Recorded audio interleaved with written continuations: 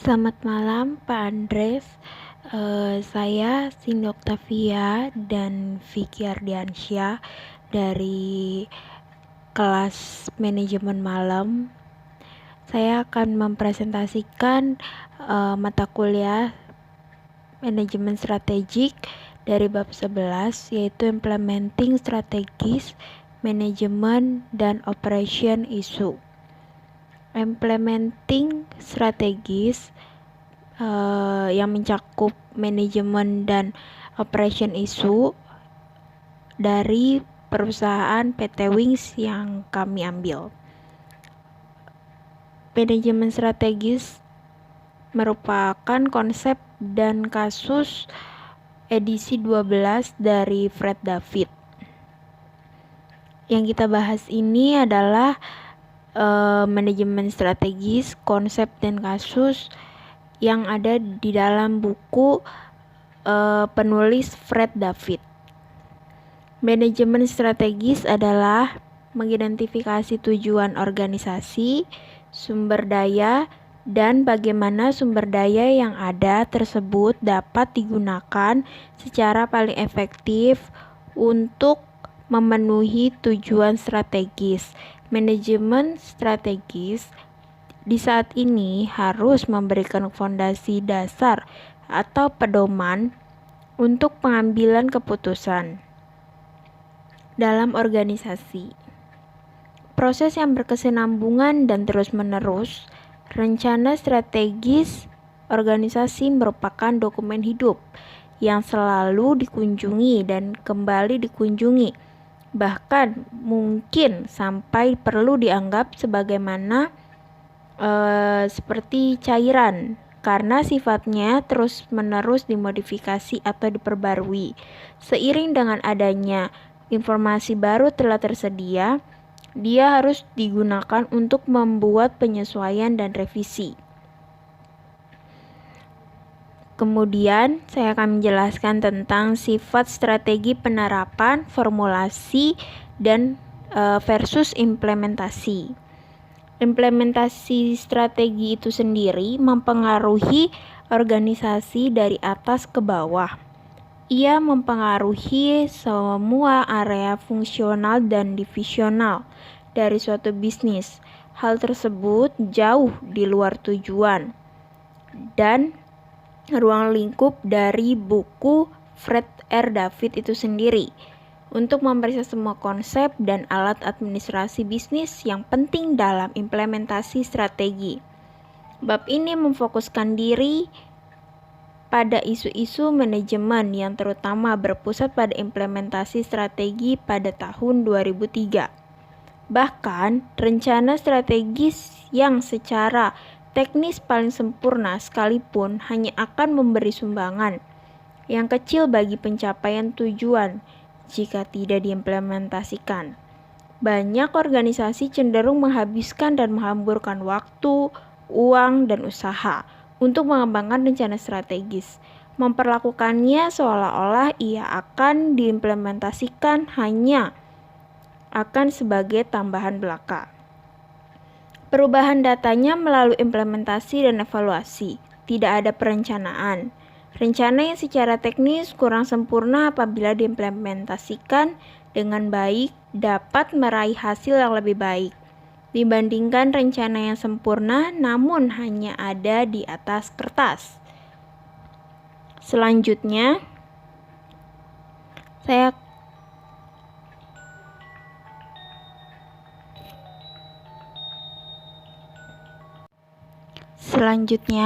akan menjelaskan tentang perbedaan formulasi strategi dan implementasi strategi. Formulasi strategi dan implementasi strategi dapat dibedakan berdasarkan hal-hal. Yang pertama, yaitu perumusan strategi adalah memosisikan kekuatan sebelum dilakukan tindakan. Implementasi strategi adalah mengelola kekuatan yang mengelola semua hal selama tindakan dijalankan. Perumusan strategi berfokus pada efektivitas, sedangkan implementasi strategi terutama adalah proses intelektual. Selain itu juga terutama pada proses operasional, itu implementasi strategi. Sedangkan perumusan strategi membutuhkan keahlian intuitif dan analisis yang baik. Implementasi strategi membutuhkan motivasi yang khusus dan keahlian kepemimpinan.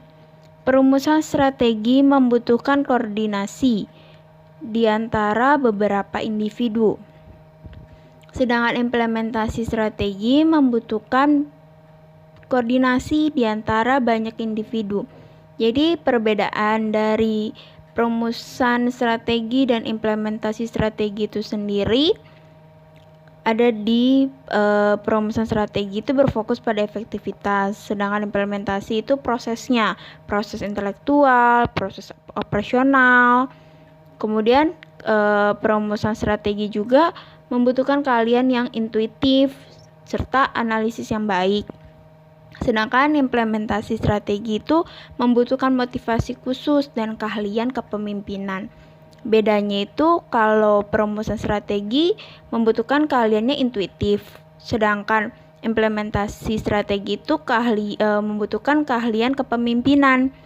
Kemudian dari perumusan strategi itu dia memerlukan analisis yang baik, sedangkan implementasi itu membutuhkan motivasi khusus.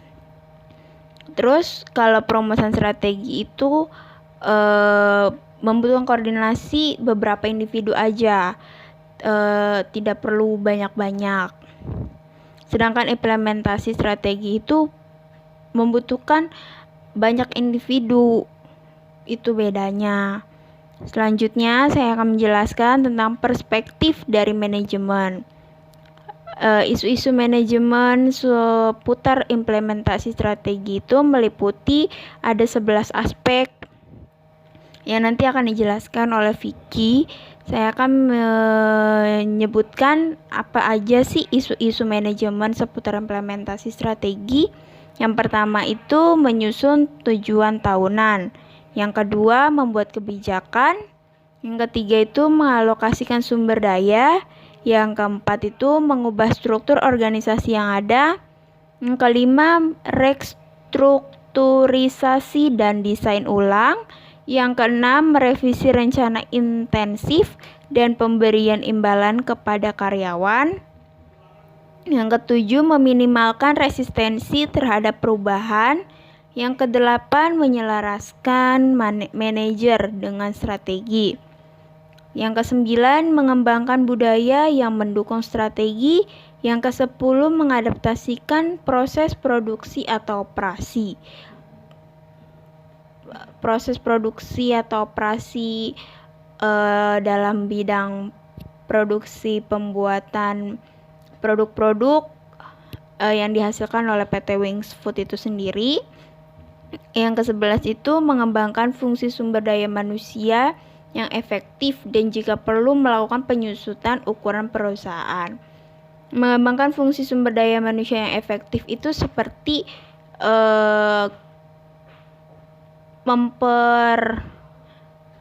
mempergunakan sumber daya manusia atau karyawan sesuai dengan job desk-nya masing-masing, sesuai dengan kemampuannya, sesuai dengan bakatnya. Seperti itu. Dan selanjutnya untuk penjabarannya, apa saja dari isu-isu manajemen seputar implementasi strategi itu akan dijelaskan oleh Vicky.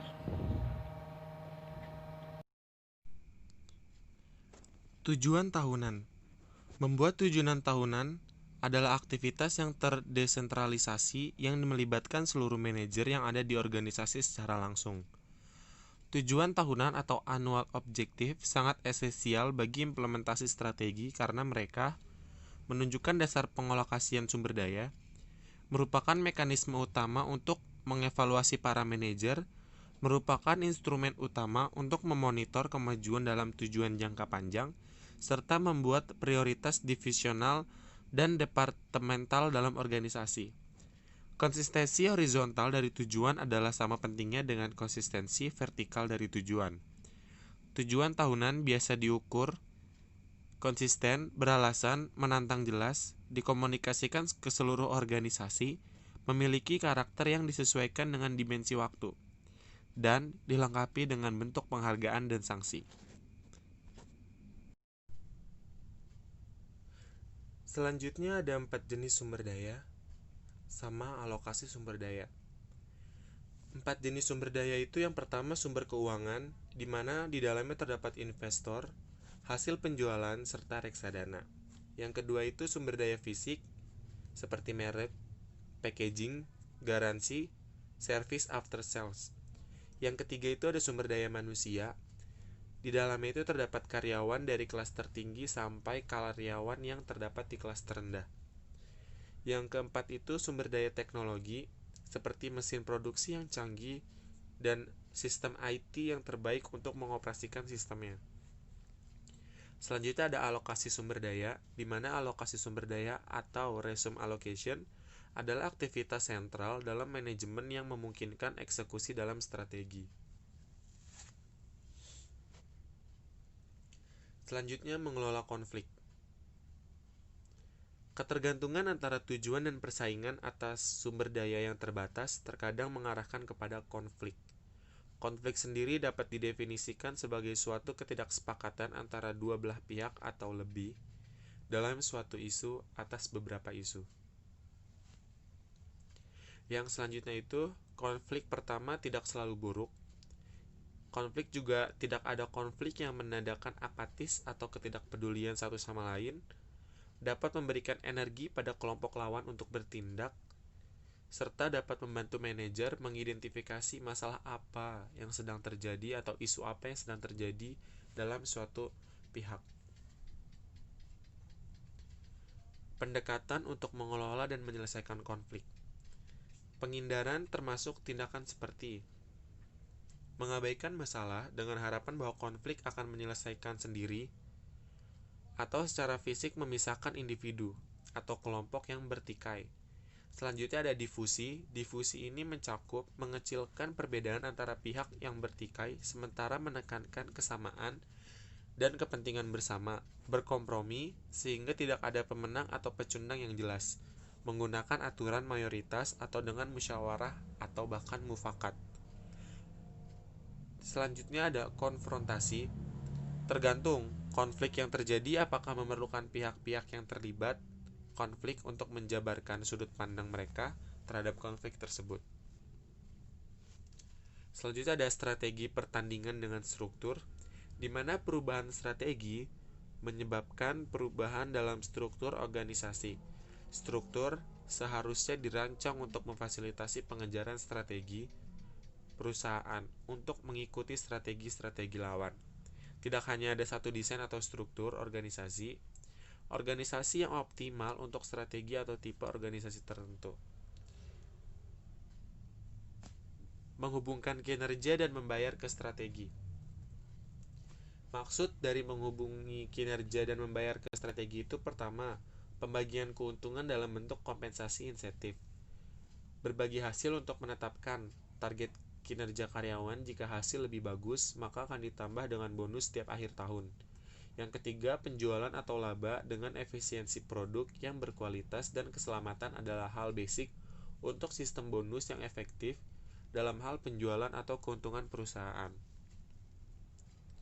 Selanjutnya ada mengelola ketahanan untuk mengubah. Perlawanan terhadap perubahan strategi yang digunakan PT Wings Food adalah paksa strategi perubahan dan strategi perubahan edukatif yang menyajikan informasi untuk meyakinkan customer tentang apa sih perlunya perubahan tersebut. Selanjutnya ada masalah produksi atau operasi. Masalah yang sering dialami oleh PT Wings Food sendiri yang pertama adalah bahan baku. Indonesia sendiri tidak memiliki ladang gandum serta susu maupun gula dan kedelai. Jadi mereka harus mengimpor dari negara lain. Yang kedua itu nilai tukar mata uang rupiah yang melemah, menyebabkan sebagian besar pengeluaran yang dikeluarkan produsen untuk mengimpor bahan baku. Yang ketiga ada biaya produksi seperti upah buruh, listrik yang setiap tahun naik sehingga menambah beban produksi untuk PT Wings Food itu sendiri. Yang keempat, suku bunga Bank Indonesia yang tinggi sehingga menyebabkan produsen harus membayar bunga yang cukup tinggi atas pinjamannya. Selanjutnya ada tanggung jawab strategi sumber daya manusia, di mana yang perlu diperhatikan oleh PT Wings Food adalah gaji karyawan atau upah buruh, memberikan reward kepada karyawan ataupun buruh yang memiliki loyalitas dan kinerja yang baik di PT Wings Food, memberikan bonus jika pendapatan setiap tahunnya mengalami peningkatan karena semuanya kinerja karyawan dan buruh yang terus memberikan kemampuannya untuk hasil yang maksimal bagi PT Wings Food itu sendiri. Yang keempat, memberikan tunjangan kesehatan di hari tua bagi setiap karyawan. Masalah sumber daya manusia yang muncul ketika bisnis menerapkan strategi biasanya yaitu gangguan struktur sosial dan politik, gagal mencocokkan antar individu dalam hal bakat maupun tugas implementasi, dukungan manajemen yang terkadang tidak memadai kegiatan implementasi itu sendiri. Rencana kepemilikan saham karyawan atau ESOP. Karyawan PT Wings Food tidak memiliki ESOP atau rencana kepemilikan saham karyawan. Karyawan hanya bisa melakukan pembayaran iuran pajak dari pemotongan gaji karyawan setiap bulannya. Yang terakhir, menyeimbangkan kehidupan kerja dan kehidupan rumah.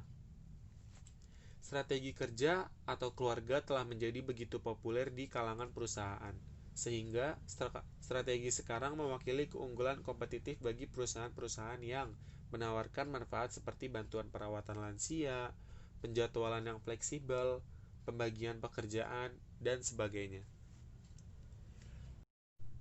Sekian dari kelompok Vicky dan Cindy. Paper ini dibuat untuk memenuhi nilai tugas mata kuliah manajemen strategik. Di sini kita sudah membahas mengenai apa sih implementing strategies, di mana kita menjelaskan tentang manajemen dan operation issues di dalam PT Wings Group atau Wings Food itu sendiri. Terima kasih.